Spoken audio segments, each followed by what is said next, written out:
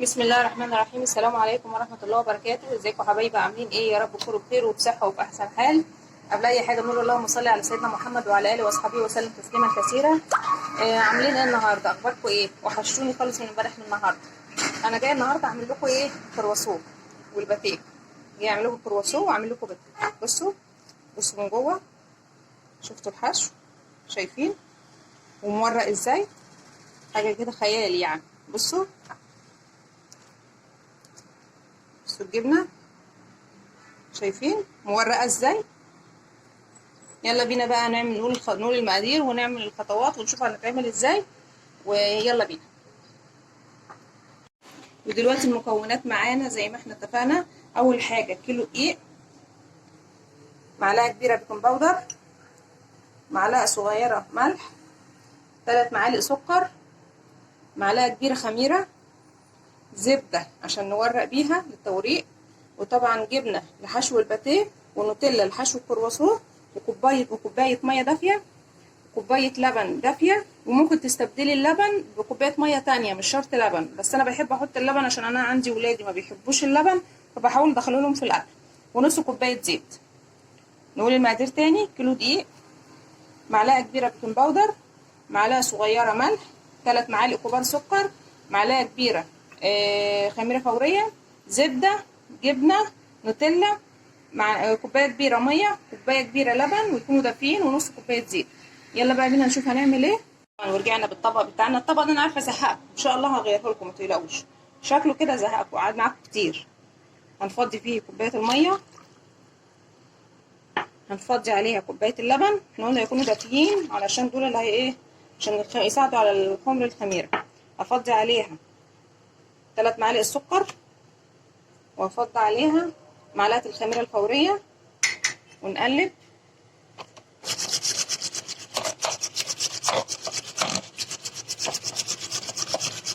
دوبهم كويس.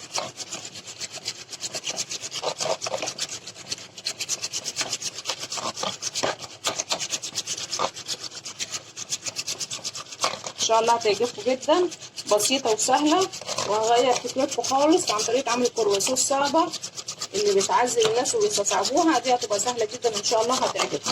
كده خلاص احنا دوبنا الحاجه. هننزل بكوبايه الزيت، بنص كوبايه الزيت. تمام كده اهو.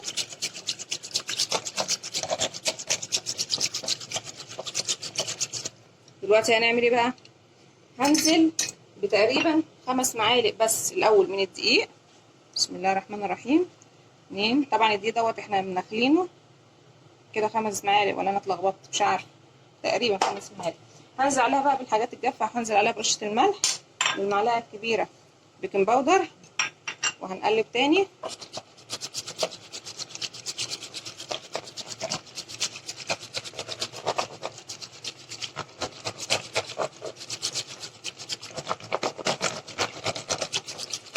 اهو داب خالص معانا. هنبتدي بقى ننزل بالدقيق حبه حبه، مش كله مره واحده، حبه حبه كده، عشان خاطر ايه تقدري تقلبي.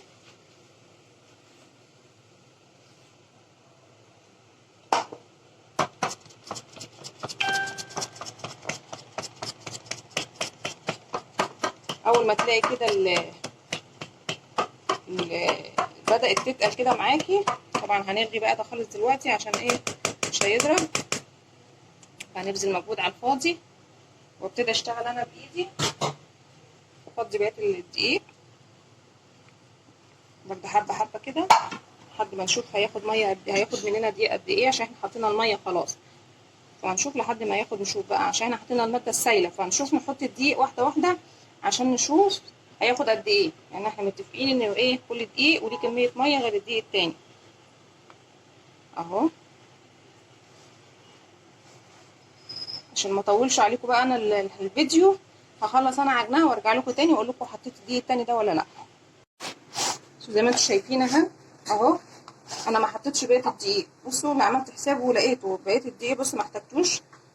ده طلع دقيق من اللي هو بيشرب السوائل، فلو كنت حطيته كله كنت هضطر ازود لبن او ميه او اي حاجه، بس انا ما حطيتوش، فطلعت العجينه كده مظبوطه.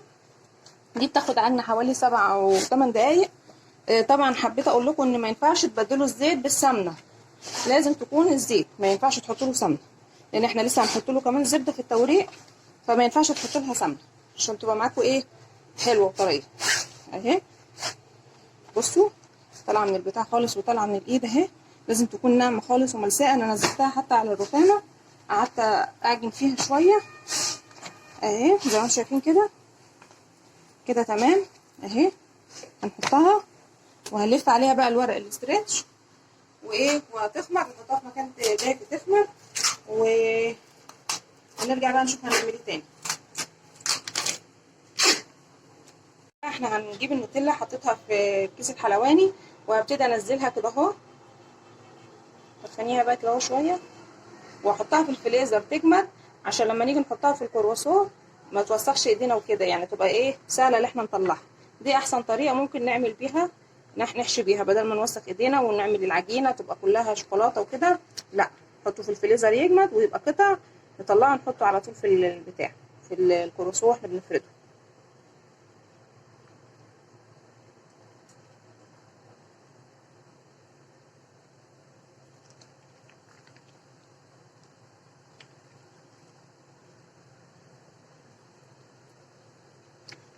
هعمل لكم انا النوتيلا ديت في فيديو، طريقه عملها في البيت سهله جدا وبسيطه وارخص ما نجيبها من بره بكتير. هعملها لكم كده ان شاء الله في فيديو. كده خلاص خلصنا، هحطه ده بقى في الفريزر يجمد على ما العجينه تخمر، وبعد كده ايه نرجع بقى عشان نشوف هنعمل ايه مع بعض. شايفين اهي بعد ما خمرت الحجم بتاعها تضاعف، هنشيل كده بقى الاسترتش من عليها ونهبطها اهي. هاخدها بقى واقسمها 2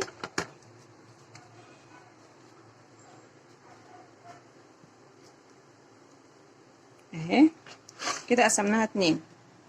هخلي حته هنا وهشتغل بايه، بالحته التانية اهي.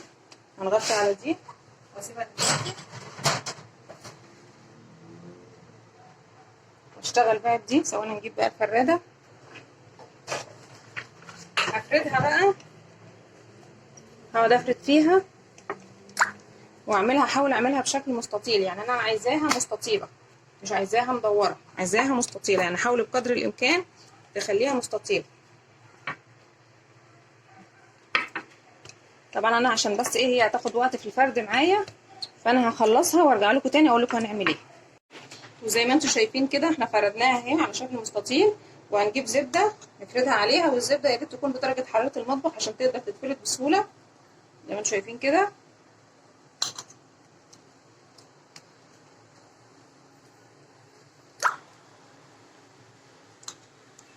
اهي.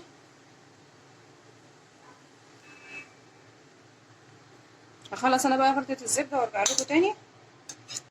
الزبده عليها كلها اهي، هنبتدي بقى ايه نقطع كده اهو، بس ايه مش هنوصل لتحت، هنخليها كده اهو.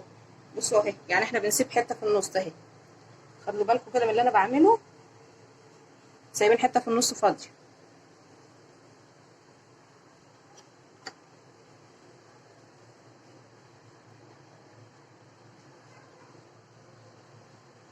اهي زي ما انتم شايفين كده. كده طبعا اظن واضحه كده.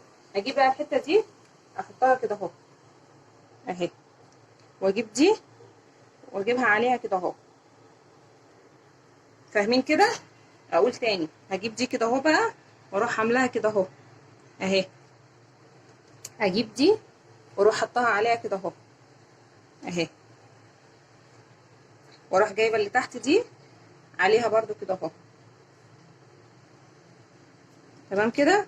واروح جايبه دي حطها كده اهو اهي، مفهوش كل ده هيخش جوه بعضه دلوقتي اهو، واروح حطها كده اهو اهي. كده هنعمل ايه طبقات كتيره فتبقى مورقه وحلوه اهي.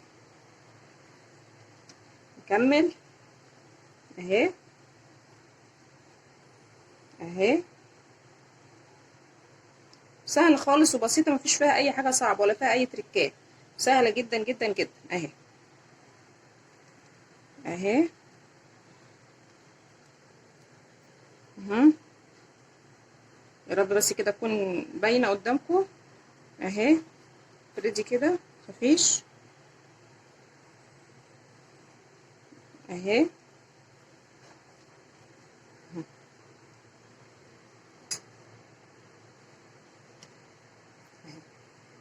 كده اهو قدامكم اهي. هنعمل ايه بقى دلوقتي؟ هنبتدي نفردها تاني بالفرادة، وما تخافوش مش هتضايق ولا اي حاجة.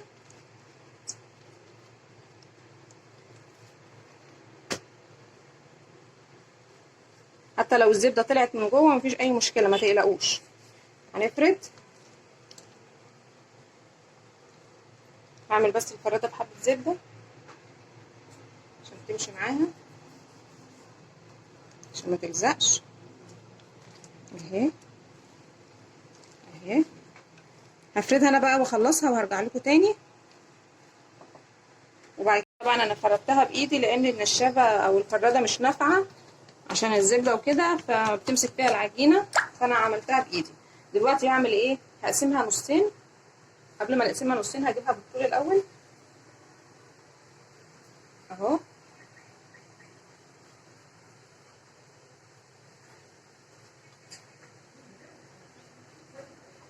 بعد كده هنيجي بقى نجيبها نقعد من النص كده اهو كده اهو.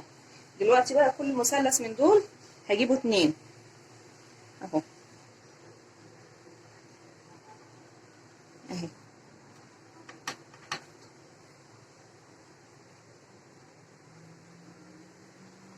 كل مثلث هنجيبه 2.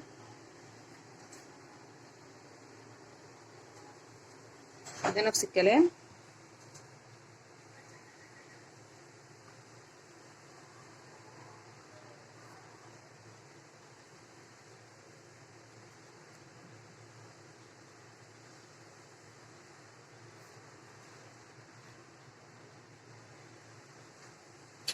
اهو كده. دي هتبقى ايه صغيره تمام كده زي ما انتم شايفين. اظن كده واضحه. دلوقتي بقى هنجيب الشوكولاته او النوتيلا. ثواني كنا حاطينها في الفريزر اهي، جمدت اهي.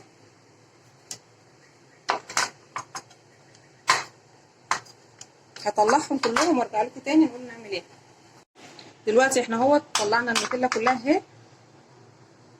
همسك الواحده كده احطها هنا، افتح بس دي 2 كده اهو اهي، ونبتدي نلفها كده اهو اهي اهي. نعمل واحده تانيه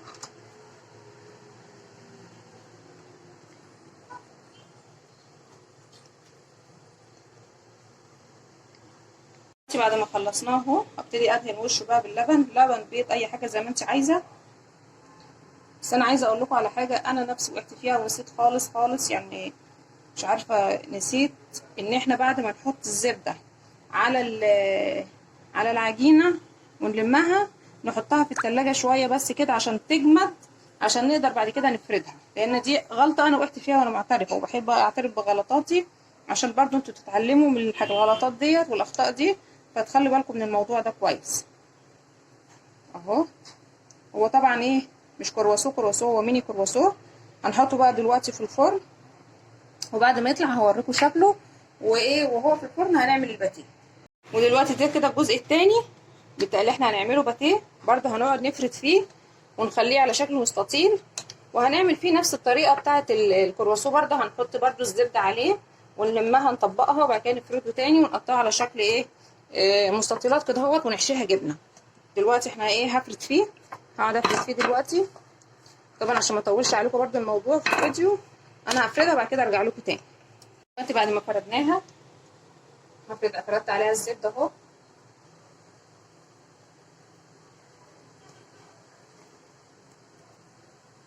دلوقتي بقى هنعمل ايه؟ برده هنقطعها نفس التقطيعه.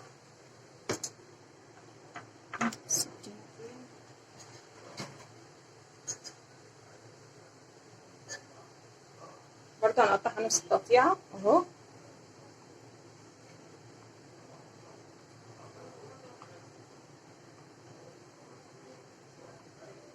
بعد كده بقى ايه هروح جايبه دي كده اهي جايبه دي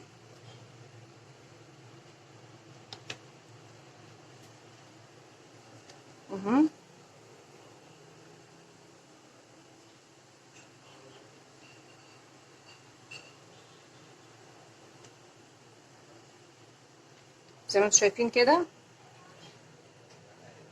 اهي اهي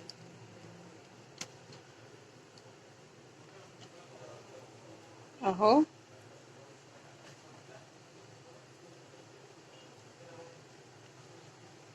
اهي. اخر تطبيقه بقى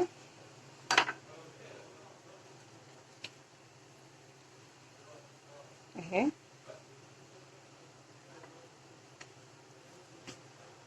اهي زي ما انتم شايفين كده.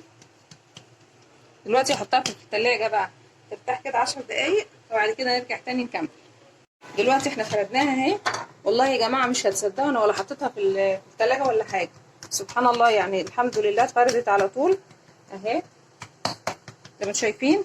دلوقتي بقى هنبتدي نقسمها 2 وهنقسمها كده اهو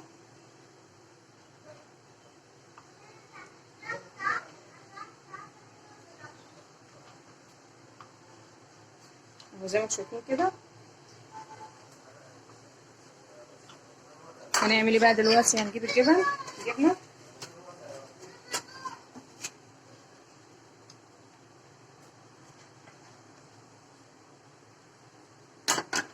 نحط الجبنه كده اهو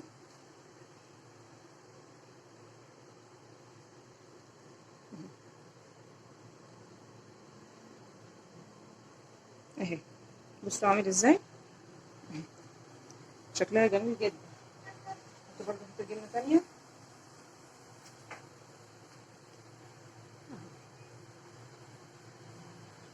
ولا فيها اي حاجه، سهله جدا اهي. هكملها هنا بقى مع بعض بقى وارجع لكم تاني. خلصناه برضه هنحط عليه برضه لبن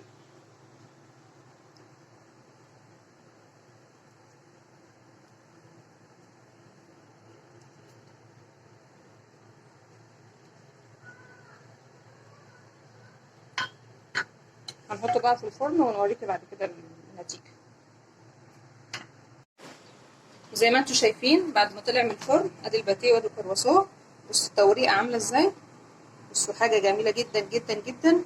يا رب الحلقه تكون عجبتكم، ولو عجبتكم ما تنسوناش بقى باللايك وبالشير وبالسبسكرايب في مطبخ ام مصطفى. والسلام عليكم ورحمه الله وبركاته.